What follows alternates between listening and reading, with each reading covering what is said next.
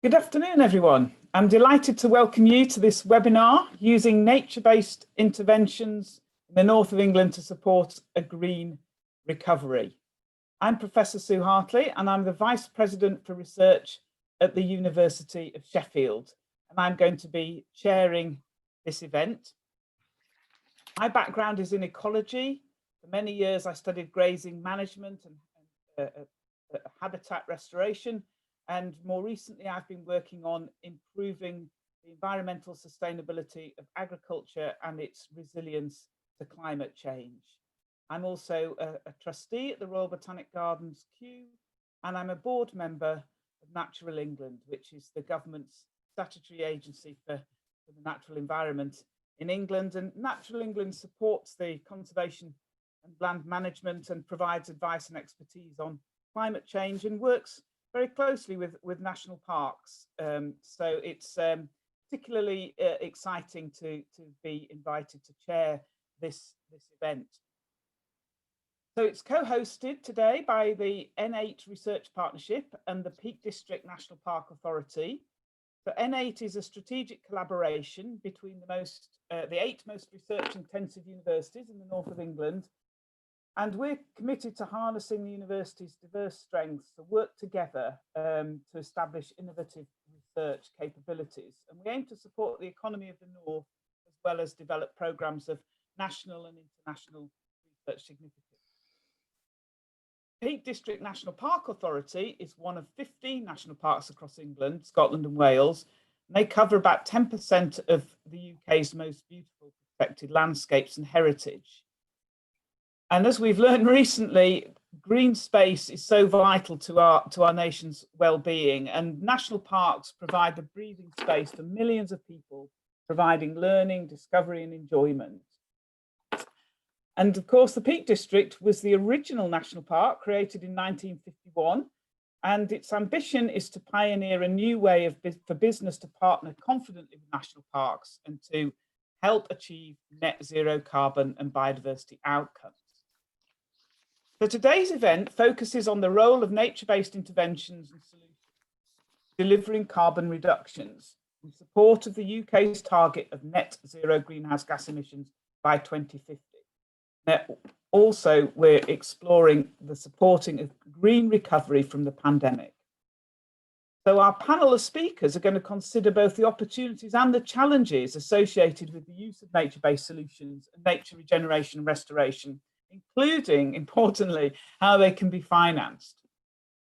And we hope that today's event is going to be the beginning of a conversation about the contribution that nature-based solutions can make and how they can be implemented, not just between the organisation represented on our panel today, but also with yourselves, the participants, and the organisations you represent. And the N8 universities have got a particular interest in this area, and we've come together to propose a Net Zero North research programme. And that's a submission to the government spending review, proposing economic recovery from COVID and levelling up in a way that's driven by the green economy. And one key element of that programme that we've called Grow Smarter is focusing on how the natural environment and rural economy can support the UK's net zero aspirations. Likewise, the national parks, the 5 national parks across the north of England, have world-class skills. And we can see why the Net Zero North is such a sort of strong idea, because it's the north of England that has this landscape and the expertise to deliver some objectives. There are strong relationships with landowners and a huge potential in this region for implementing nature-based solutions at the landscape scale. And a good example, of course, is the peatland restoration programme by the Moors for the Future. So turning to the agenda, I'm shortly going to ask each of our 3 panellists to speak for around 10 minutes in turn. And then after all the presentations, we're going to have time for panellists to answer some of your questions. So do please engage and submit those as we go along. You can do that using the Q&A button at the bottom of your screen, and we can then see those and select some questions in the session. So if you have any technical issues or any problems, then just use the chat button to alert us to that. But ensure that you send the message to all panelists rather than all panelists and attendees. We also encourage you to post your thoughts on today's event on social media and using the hashtag #NetZeroNorth. Finally, just to remind you, the webinar is being recorded and it will be made available to watch back after the event. So all attendees will be sent a link to the recording once it's available. So without further ado, I'd like to now introduce our first panelist and speaker, Professor Janet Haddock-Fraser. And Janet is the National Secretary of State appointed member of the Peak District National Park Authority and is the Park Authority member's champion for climate change. She also holds a part-time chair in sustainability and leadership at Manchester Metropolitan University and has published widely on influencing for environmental sustainability. So it's over to you, Janet. Thank you. Many thanks, Sue. I hope everybody can hear me okay. I'm going to speak for about 10 minutes, and in that 10 minutes, I'm going to take you through some key initiatives the park's taking with respect to net zero and the net zero agenda and nature-based solutions. But before I do that, I just want to put the National Park and the National Park Authority in particular into context. So because the benefits for nature-based solutions and net zero offer wider benefits as well.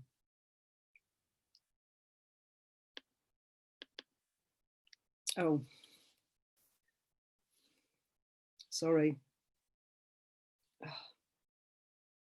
Right, and sorry about that, everybody. In terms of the Peak District National Park, I'm sure you're all familiar with where it is, but just in case you're not, we see it as it's not the empty space between Leeds, Manchester, Sheffield, and so on and so forth. It's the green lungs in a large urban area. It's one of 15 national parks and it covers 10% of the country.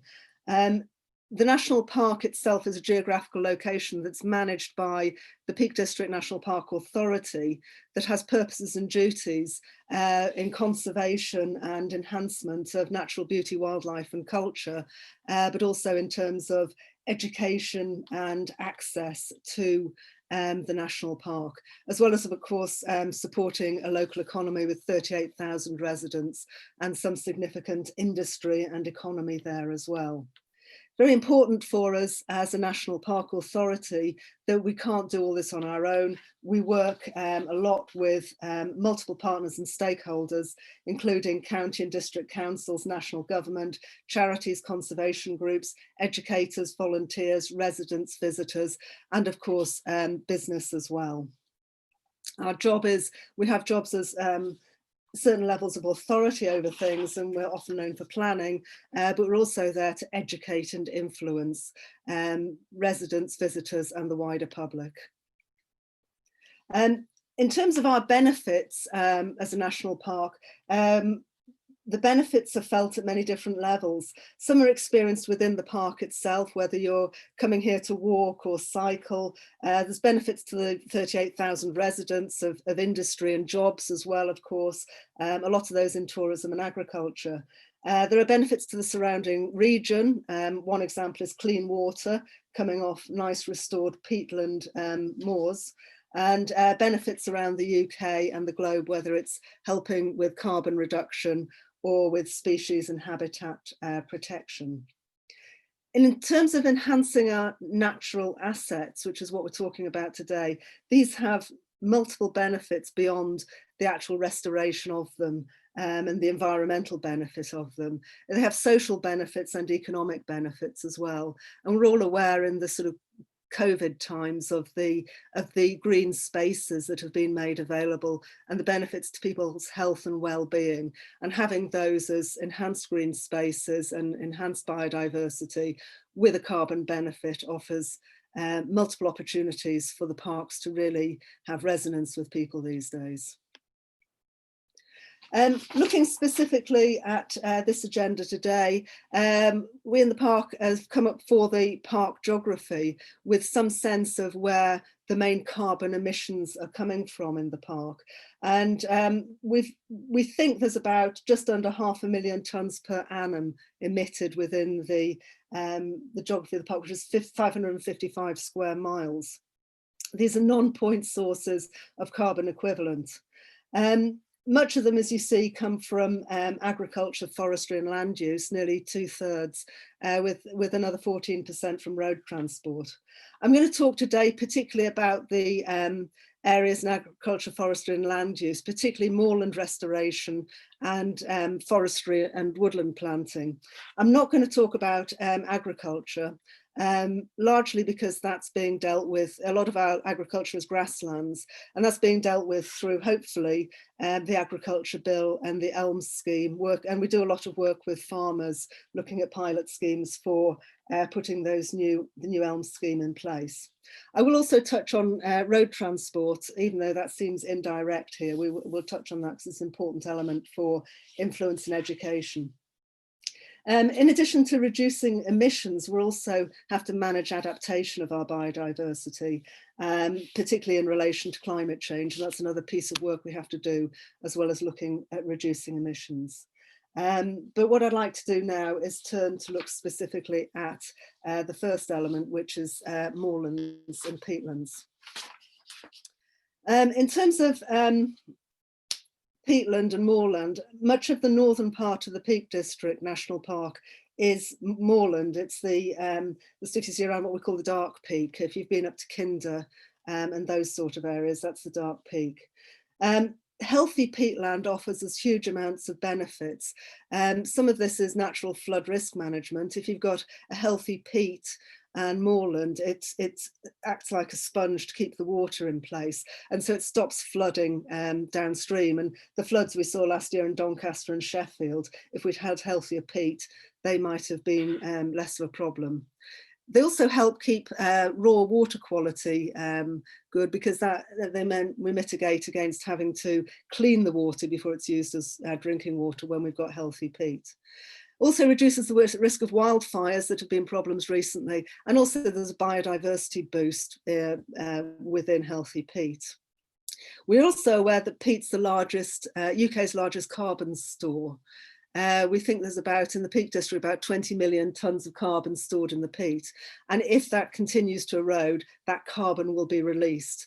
And so we're doing quite a lot of work, or an awful lot of work, to restore this peatland, to stop that, that emission and to maintain the sequestration of the carbon. In terms of us as the Peak District, since 2003, we've been working with the Moors for the Future Partnership to look at restoring what is one of Europe's most degraded habitats. The last few decades has seen the peat really get degraded through land management practices that haven't encouraged its long-term sustainability. And so we're working with the owners of the land to try and encourage positive improvements in the moorland. So the Moors for the Future since then has secured over £35 million in funding. This is soft funding, this is grant funding that sort of runs from year to year, with the hope that they're always going to get some more. And what is actually a fundamental area of biodiversity, but also moving towards net zero. So far in that time, they've transformed 33 square kilometres and avoided 62,000 tonnes of carbon loss. So they've done a bit. There's an awful lot more to do, and there's huge opportunities there. But we know that as well as the benefits to net zero, there are benefits of moorland restoration in terms of biodiversity, but also jobs there to do the work, the contractors to actually undertake the restoration work. And we know there'll be benefits to tourism and visitor benefits from visiting and enjoying that enhanced landscape. Naomi will talk more about how this affects the wider northern region and the Great North Bog, but we in the Peak District have been doing our bit there. The second bit I want to touch on briefly is woodland expansion and forestry opportunities. It's very easy to see tree planting as a solution to carbon emission problems. Let's plant millions of trees and that will all sort it, it'll all be fine. It's more complicated than that, but there are some huge opportunities. We do know that expanded tree cover helps reduce the impact of climate change, aids biodiversity, and for parts of the park it complements the special qualities that we have, which is why we're a national park. In the park, we're looking at opportunity mapping to decide where the most suitable locations and methods are to do tree planting. But what we don't want to be doing is moving towards what was sort of seen in the past with large-scale plantations, single species planting, because that goes against our special qualities. And also it goes against preserving the particular species and habitats for which we have a designated national park status. So we're very mindful of having to make sure it's the right tree in the right place, and not just trees anywhere. Sorry,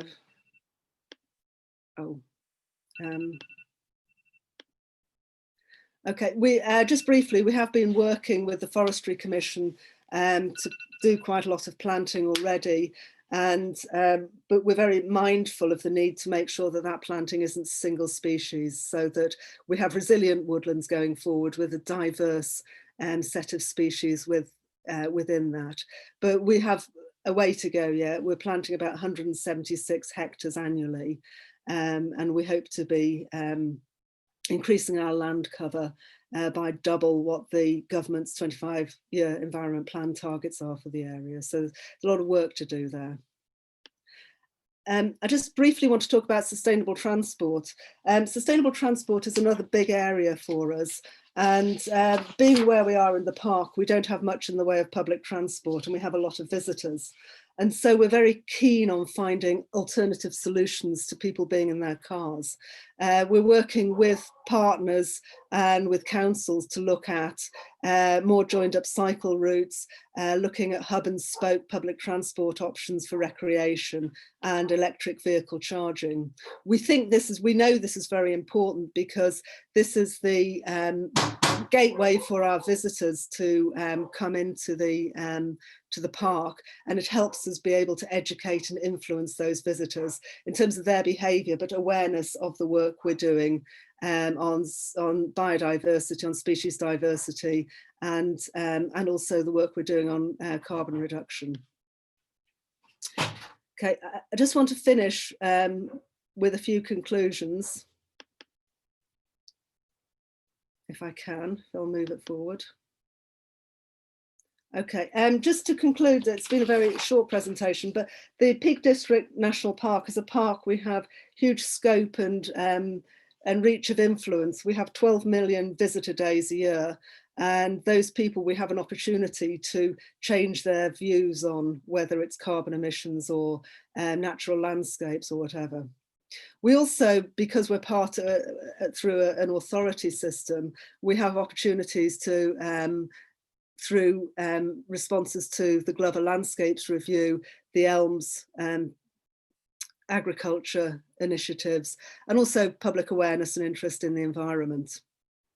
We're also aware that the nature-based options that we can bring to bear within the park offer multiple benefits beyond zero carbon.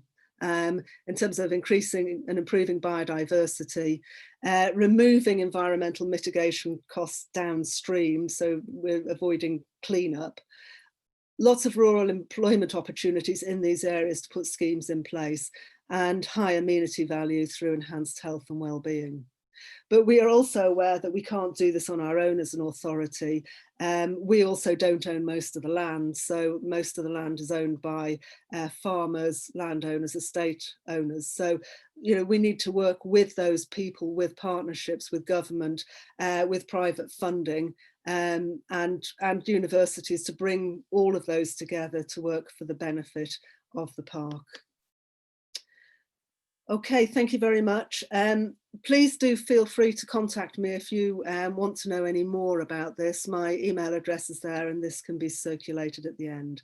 I look forward to your questions at the end. I'd like to hand back to Sue now, please. Thank you very much. Thank you, Janet. That was a fantastic introduction to our considerations this afternoon, and that importance of multiple benefits that come from doing things this way, I think, is really significant, and also the importance of partnerships and of doing the right thing in the right place. So that's a really excellent start. So thank you, Janet. And our next speaker is Naomi Conway, and Naomi is Development Director for the UK's National Parks. So she's providing strategic leadership for national partnerships between the commercial sector and the parks. And her previous roles include Head of Development at the National Portrait Gallery and Development Director at the Prince's Foundation for Children and the Arts. So over to you, Naomi. Thank you very much, Sue, and hello, everybody. Thank you for joining us. As Sue's mentioned, I'm Development Director at National Parks Partnerships. My role is all about finding ways for the UK's family of national parks to connect with the private sector, with funders who can help us to achieve our aims. I'm just going to try and get to the next slide. So where did this story start? I'm going to tell you today. In my role working for the family of national parks, I brought together the 15 chief executives of the national parks about 18 months ago. And I asked them what were their collective collaborative issues that were most pressing and front of mind for them at that point in time. And the very clear message I got was the shared desire for the national parks family and other protected landscapes like AONBs to be used as a resource to help in the fight against climate change. And that's because across the 15 national parks, they cover about 10% of Great Britain's landmass, which is quite considerable. But also they recognise that they have the knowledge and the expertise in large scale nature restoration and protection. And they felt that this could be used to help everyone move forward in terms of protecting the environment. So my job was to take that desire and to take that knowledge and that expertise and to try and package it into a way that I could then take that to prospective funders, primarily in the private sector. My role isn't about leveraging government monies, it's about working with companies to gain their support. So I started developing a proposal. And I asked the parks to each send me their nature restoration projects. And I had criteria that they needed to fulfill, those projects needed to fulfill. The nature restoration projects had to have some positive carbon impacts of some sort, some of which Janet has just described. And the projects needed to be happening broadly within national park boundaries, but could extend well beyond those boundaries. And the projects needed to have positive carbon impacts, but also have additional benefits. Again, Janet spoke about some of the benefits of peatland restoration, but there's a whole range of nature regeneration benefits around biodiversity, water quality, reduced flood risk, volunteering opportunities, recreational improvements, job creation, and protecting at-risk species. So I got parks to send me their projects. The projects also needed to be shovel ready or could be shovel ready within 18 months, 2 years time frame. So I got in response 19 projects back from the national parks and put them into a portfolio that has the working title of Net Zero with Nature. And there was a really great and very wide range of projects that came through from the parks, ranging from things like a temperate rainforest in the Exmoor National Park. So that's piecing together existing pieces of woodland and habitats to create something bigger, better managed, that has better carbon impacts and better nature impacts. Things like restoring hedgerows in Snowdonia, creating pollination corridors in the South Downs. So that's creating pollinator meadows at a much larger scale, and restoring coastal grassland in the North York Moors. So that's just some examples, but it really does demonstrate the wide range of landscapes that the national parks have and the expertise they have in working in all of those environments. When you put all the projects together, what does that look like? Well, I'm going to put the Great North Bog, which is one of those 19 projects, to one side because it's of a very different scale to the others. So if you exclude the Great North Bog, and put together those 18 projects, what you get broadly is about 30,000 hectares of restoration of habitat, which is an area larger than Birmingham. And if you divide that, then it's about 4,000 hectares of woodland creation or management, similar amount of grassland improvement, coming up to 12,000 hectares of peatland restoration, over 10,000 hectares of mixed habitat restoration, and restoring or planting 100 kilometres of hedgerows. And financially, putting those projects together as well, excluding the Great North Bog, over 10 years running those projects, those 18 projects, it would take about £100 million worth of project funding would be needed to deliver that work. So the Great North Bog has been alluded to. The Great North Bog is part of the Net Zero with Nature portfolio, but it is of a scale that is quite unmatched. It consists of 3 existing strategic partnerships: the Moors for the Future Partnership, Yorkshire Peat Partnership, and the North Pennines AONB Partnership. The extent of the Great North Bog is, it covers 92% of all of the upland peat in England. It crosses 5 national parks and 4 AONBs, and it stores about 400 million tonnes of CO2 as an estimate. It provides drinking water for 15 million properties in the area.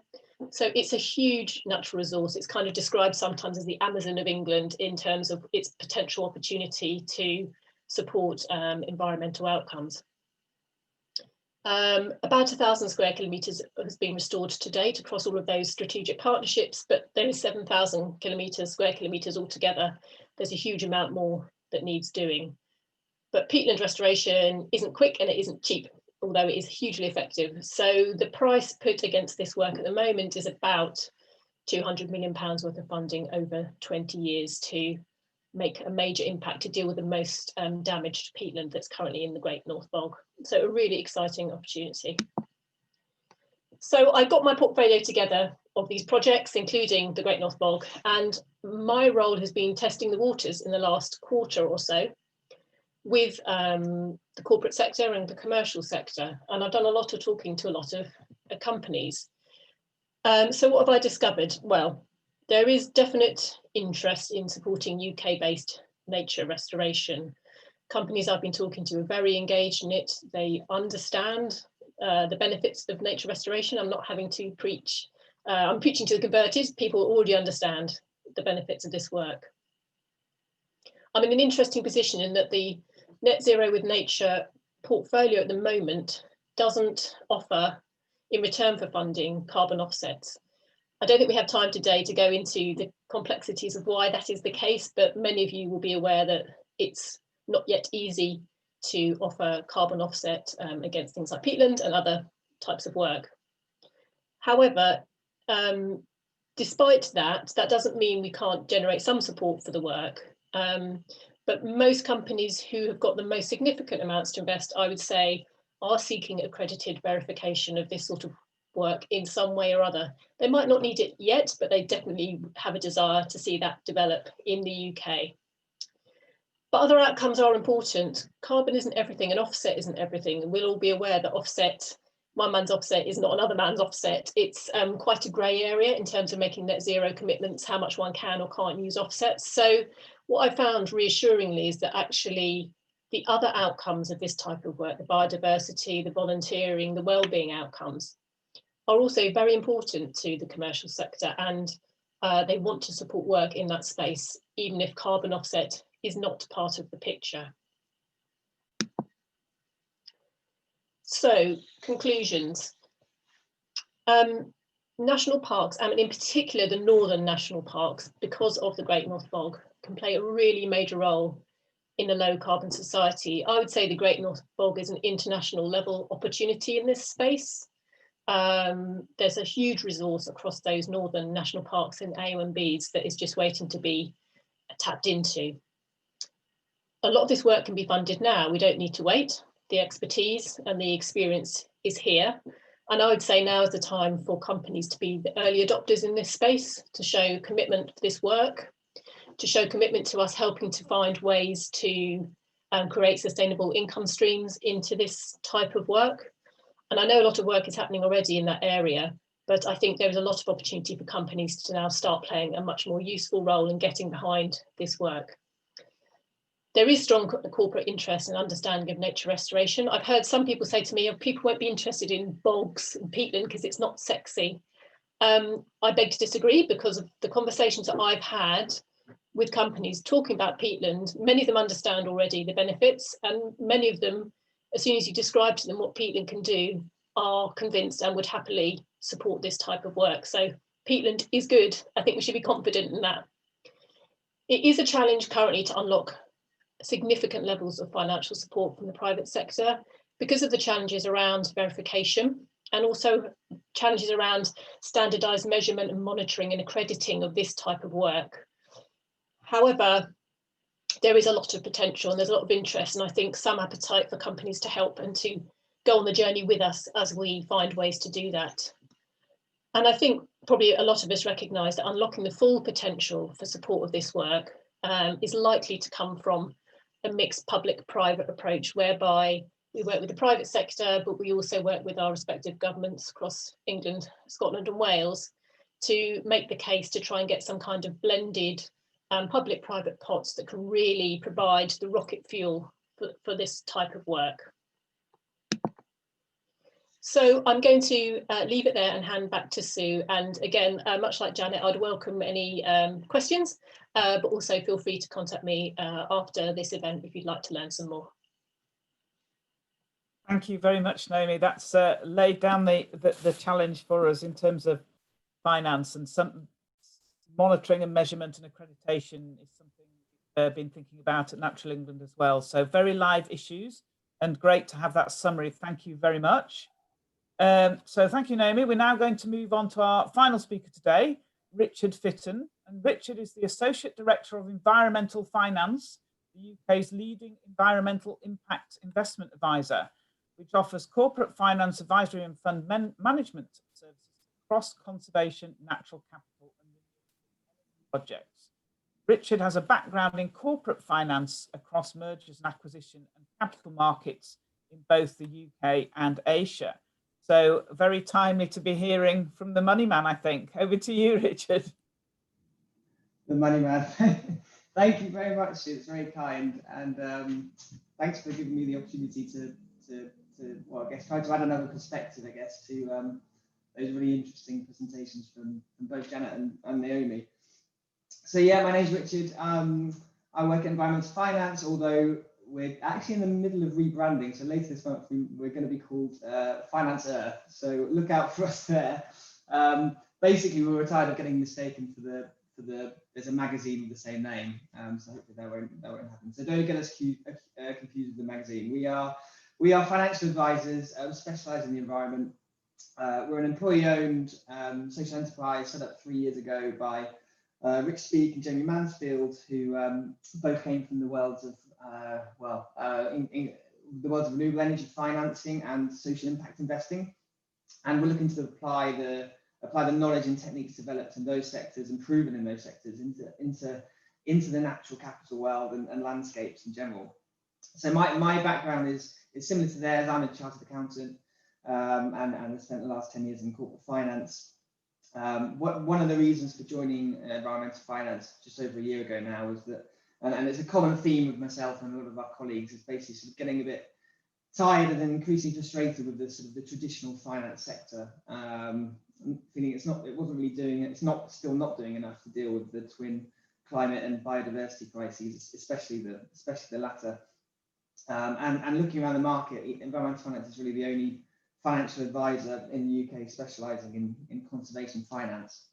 So we look at our business as being quite circular, really. So first we've got the advisory side, we've got investment advisory, we have fund creation, so we're an FCA regulated fund manager, and then the fund management side. So with the advisory side, we work with some of the largest environmental NGOs, including the RSPB, National Trust, Nature Scott, on conservation investments, where we spend a lot of time basically helping them to understand revenue opportunities to do with landscapes, building financial models around sort of those potential revenue streams, developing strategic business cases, and then working out how best to fund them. And so we also advise public sector bodies such as Greater Manchester, Combined Authority, on the strategic use of public funds and the design of environmental funds. And then, as I said, we're also a fund manager. Our largest fund that we manage is called Core, Community-Owned Renewable Energy, and that owns and operates 9 solar farms, which supports local impact programs and builds capacity in the local communities. So why are we needed, basically? So look, there's I think we can all agree there's clearly a big funding need for nature. There's a big funding gap. So there's a few different ways to measure the current levels of expenditure on the environment and the amounts required to reverse the declines in biodiversity. But all approaches point to this huge gap in the hundreds of billions of pounds a year, and we can't really rely solely on the public and philanthropic sectors to fill that gap. So we need to attract private finance into protecting and restoring nature, which means we need to design projects that generate returns on investment alongside environmental impact. So before we dive into that, I think to understand first, we need to understand first what do we mean by finance. So I think it's helpful to sort of emphasize this difference and make sure everyone's clear about it. So revenue is the cash flow generated by a project, a conservation project, whether that's selling sustainable products or services, selling carbon credits, selling biodiversity units, or any other relevant income stream. Typically, conservation projects will require upfront expenditure, whether to produce that product, service, or acquire land, or create and restore habitats. And finance really is the tool that we use to bridge the gap between that upfront expenditure and the future income streams. And that finance is repaid over time with an additional payment to provide that finance provider with a suitable return on investment that needs to be high enough to compensate adequately for the risks involved in the project. So typically, we start with a funding need when we look at conservation projects and what funding opportunities are. So there might be an element of core funding already, but there's clearly a funding need, and we need to work out how we can fund that. And when we're looking at and reviewing projects, we tend to look to see if there are multiple income streams that can be generated by the projects, and potentially can they attract multiple sources of capital. So this not only diversifies revenue streams, but also allows us to potentially blend different types of finance. So for example, if grants from the foundation can be used to support part of the project, this can reduce the risk for commercial investors by reducing the amount of repairable finance needed initially, or by building capacity in project developers. So revenue stacking or structuring projects to access multiple routes to market, I think needs to be appropriate. There are often additionality rules that need to be met and managed. And obviously, the more revenue streams, the more complex the projects and associated costs. And I'll just briefly run through a couple of these potential income streams we've highlighted here, but with the caveat that probably each one deserves about a full hour rather than a couple of minutes. But happy to use the Q&A to go into more detail on for any follow-up questions. So the first one we'll look at is biodiversity mitigation, biodiversity net gain. I'm sure some of you will know this market. There's been a lot of talk lately with the Environment Bill going through Parliament. But basically what happens is, first of all, we see this as quite a real and immediate area for nature recovery finance. We believe there are big opportunities. So when a developer builds over land with biodiversity value, they need to find, they have to apply the mitigation hierarchy first. That's the most important thing. And if they can't deliver biodiversity mitigation on site to account for the damage that they cause in delivering the development, then they need to find so they need to find off-site opportunities to deliver that mitigation. To date, that has typically involved paying contributions through the planning system to the local authority. If the Environment Bill comes into law, then developers will now need to deliver 10% net gain in biodiversity rather than no net loss, with off-site options available through the purchase of biodiversity credits on the market from habitat creation opportunities. So this potential market creates a funding opportunity that can facilitate the creation of habitat banks, and crucially in advance of the damage done by developers. and that's funded through repayable finance. It's provided on the basis that future income streams generated from the sale of biodiversity credits will be available to repay that finance. And the keen birders on the call may recognise that picture as a cell bunting, and that's a bird that, like many ground nesting birds in the 20th century, has had a pretty tough time clinging on in the southwest thanks to the efforts of the RSPB. And we helped the RSPB to sort of effectively demonstrate this funding mechanism last year by securing repayable finance to fund the acquisition of farmland in Devon and its conversion to suitable habitat that's contributing to the continuing recovery of the cell bunting. And we did this by securing a contract with the local authority to secure future contributions from nearby developments through the planning system. And we were then able to secure a loan from RSPB's bankers on the back of that contracting mechanism. So the second potential business model I run through is carbon offsets, and Naomi touched on it before. But it's another very interesting area with some real opportunities. So basically, if you can create or restore habitat that sequesters carbon or reduces emissions, i.e. number one, number two on that graphic, and you can get that independently verified through a reputable certification standard, i.e. number three, then you through engagement in corporates who are looking to offset the residual emissions in their operations and supply chains that they can't decarbonize directly, i.e. number four, you can potentially sell voluntary carbon credits to them, number five, and enable them to sort of make net zero claims. Now, the international market for offsetting is well established, but we're seeing rising interest in the market for domestic offsets. And actually, in the post-Kyoto world of nationally determined contributions across all countries, both developing and developed, domestic offsets sold to domestic companies does avoid actually some of the double counting concerns in the cross-border market. So they may receive even more interest going forward. And the domestic habitat with the clearest revenue generating opportunity we can see is woodland. Not only because there's an established mechanism for independent verification in the Woodland Carbon Code used by that scheme in the picture in Cumbria, where the Woodland Trust were able to sell offsets up front to Waitrose, amongst others, to fund the creation of woodland for the military defence, which they use for training, hence the men with guns. There's also a further mechanism to de-risk revenue generation through the Woodland Carbon Guarantee, which is a 50 million pot of government money that guarantees a market for those credits for successful bidders in 5 reverse auctions, the third of which I believe is just taking place. And then the second habitat where there are opportunities is peatland, but obviously, as Naomi said, there's still a few issues with that. But there is a peatland code developed by the IUCN. The project pictured is one in Scotland that was the first accredited project under the peatland code to sell peatland carbon credits to UK corporate buyers. But there do remain difficulties in applying the peatland code to all peatland landscapes. There are fewer incentives for corporates to use it currently, and there's not yet an equivalent of the Woodland Carbon Guarantee. So it does lack actually the liquid sort of open market that we are seeing in woodland carbon that's so important for investors.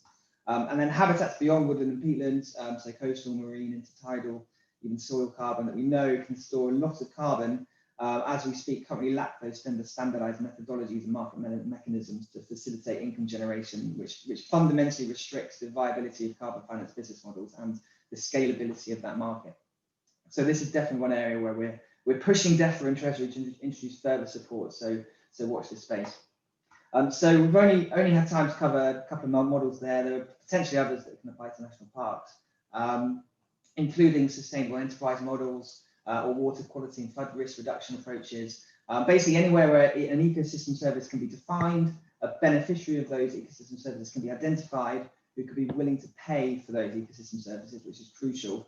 Then an environmental outcome has the potential to be monetized, and a business case can be put together. I probably don't really have time to run through this last slide, but this is really just demonstrating that whatever model you choose or set of income streams is appropriate, one of the most important tools that we use to assess the bankability of the project and which type of capital is most suitable is a cash flow forecast, which basically weighs up the lifetime costs and revenues of the project, allowing us to predict over time whether it will be investable. And in this example, which reflects a lot of natural capital projects, we've got a large chunk of upfront costs to get the project up and running, followed by consistent operating costs each year. On the revenue side, you can see the project revenues increase every year, and When we analyse cash flows over the life of the project, we can see that the project revenues exceed the total operating costs, and so the project could be considered bankable by investors. That means, as a project developer, instead of using precious grant funding or cash reserves, finance can be used to cover the upfront costs, with returns due to the investors over time. And once we factor those returns into the project cash flows, we're still able to create more revenue than the total cost of the project. So that was a whistle-stop tour, really, of environmental impact investing and blended finance and a couple of investment models. But there's a few publications here that are quite useful for reading up further information about what's going on here and in the rest of the world. There's a lot going on. And of course, feel free to contact me if you have any further questions, and we can cover more in the Q&A if needed. So I realise I've gone a bit over, so sorry, Sue. I'll hand back to you now. No worries. Thanks, Rich. I realise that was it's challenging to get through all the money issues in a short space of time, but thank you for doing your best, and obviously people can continue the discussion and contact you directly. Very live area, especially in DEFRA. But I want, while we still got a few minutes, just to move on to some questions. And we've got a question from Matt Philpott, who wants to ask Janet if there's any specific initiatives to engage with landowners within the park, given their key role in change, and what's been the sort of key to get landowners to sort of sign up to change, and how can you kind of approach that? So over to you, Janet. Okay, thank you, Matt. Thank you very much for the question. I mean, it's good you picked up on the fact that we as an authority don't own very much of the land, but we have to work in partnership with many others, and you've picked up on landowners and farmers as well. We basically deal with them through well, we can deal with them through a planning process, but that's usually for buildings and things like that. So a lot of it is to do with working with them to help them understand the benefits of engaging in this sort of work, the benefits to them. And with the ELMS system coming up and with other initiatives through the 25-year environment plan, that is becoming a little bit easier in that government funding hopefully is starting to follow, is starting to help with rewilding conservation schemes. And where the funding goes, then these are businesses, so they want to do things that help them. The issue is that a lot of the work and to undertake conservation has long-term benefits, but not short-term benefits, but that it requires short-term costs. So we're generally trying to work with them in a sort of incentive compatible way, to maybe educate them and help them understand the benefits to their wider landscape, but also help signpost them to where they might be able to get support and help through grants as well. Thank you, Janet. That's a very live area. We have a project at Sheffield on engaging with the farmers in co-design for ELMS projects, and it's how to reach people. And I think that early engagement is a really... Well, we're running some pilot schemes for some of our special landscapes. There's one actually here in my village in Taddington. That's one of the pilot schemes for the White Peak area, where we're engaging with and helping understand how these models will work for the benefit of the farmer or the landowner as a business and an employer, but also for the benefit of the environment more widely. Thanks for that. It's that early engagement, isn't it, that's key. But we've got another question now around another key area, which is cash. So there's a question from Gareth Clay to Richard about biodiversity offsetting. Do we have to replace like for like, or can offsetting investments occur in completely different habitats? Good question, and that's actually probably one for the ecological experts on the call rather than me. It all comes down to the DEFRA metric, I believe. So the DEFRA metric is the tool developed by DEFRA to analyse the amount of units that both are damaged through the delivery of development, but also can be provided through new habitats, either newly created or restored habitats. So there are, as I understand it, there are aspects of the DEFRA metric relating to both replaceability. So I think you get more points if it's a more similar habitats, and also proximity as well. So if it's closer to where the original habitat was damaged, then you get more points as well. But as to the detailed way that works, I'm probably the wrong person to speak to. But in summary, yes, it is an important part of it. Thanks, Rich. Yes, you just need lots of points at DEFRA, I think is the answer to that one.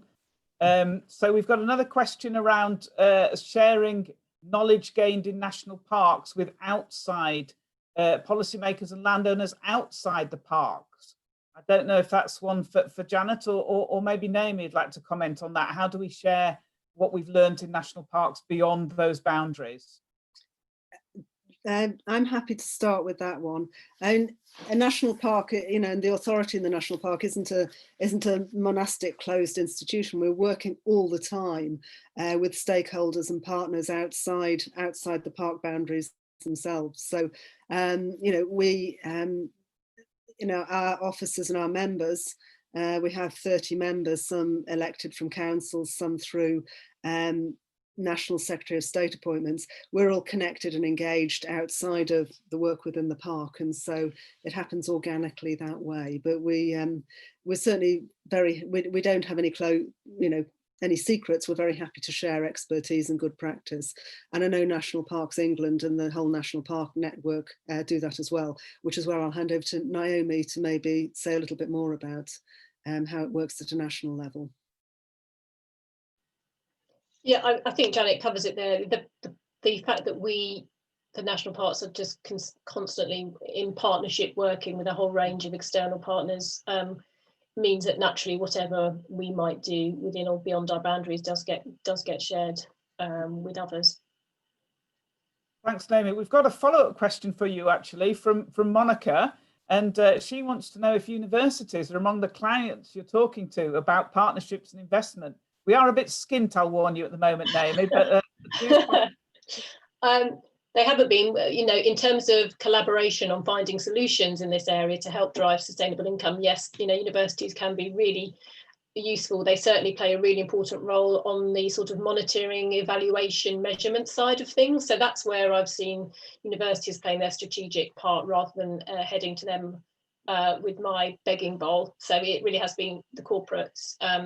I saw someone else also asked about initiatives in Scotland, and yes, the portfolio does include, there's some amazing work happening in Cairngorms and Loch Lomond. Cairngorms obviously has a huge opportunity in terms of size and woodedness to really make an impact in this space. Yes, I think universities can offer expertise rather than cash, and as I've mentioned, I've got a project on farmer engagement with elms and also one on evaluation of environmental schemes. So that's where we can help. So what else have we got on the chat? Oh, we've got another question from Matt Philpott about for Naomi and Rich about carbon crediting. That could be carbon credit system for high carbon industries.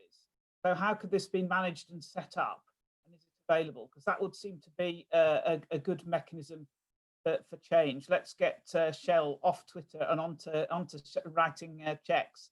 You want to start, Naomi, and then we'll pass on to Rich? I think that's at the heart of the challenge. We know that we can do the work, and we know that there's desire from those high emitters to be offsetting and showing their contribution. I think the vehicles that are required in between the projects and the funders is where there needs to be, there has been a lot of work already, as Rich has sort of outlined, companies like Environmental Finance looking into it, but there still needs to be more work in that space to find viable, feasible ways of doing that. And there is a lot of work. There's investment readiness funds with Environment Agency. There's great work that Triodos Bank, Esme Fairbairn are doing together with the More for the Future guys looking at that side of things. And there's also more work in this space that the national parks are planning to do in the near future as well. So we don't yet have the answer, but I agree it would be amazing to have a platform whereby we could meet the demand and with our supply, and yeah, that's the challenge. Thanks, Naomi. There's a related question actually. Maybe we'll start with Rich to answer this one, but it's just about whether there are other markets. Biodiversity and carbon are the ones we focused on, but there's a comment here from Gareth again that actually, what about rolling in health and well-being or other emerging markets to raise finance? So don't know who wants to comment on that first, Rich, and then Naomi, perhaps?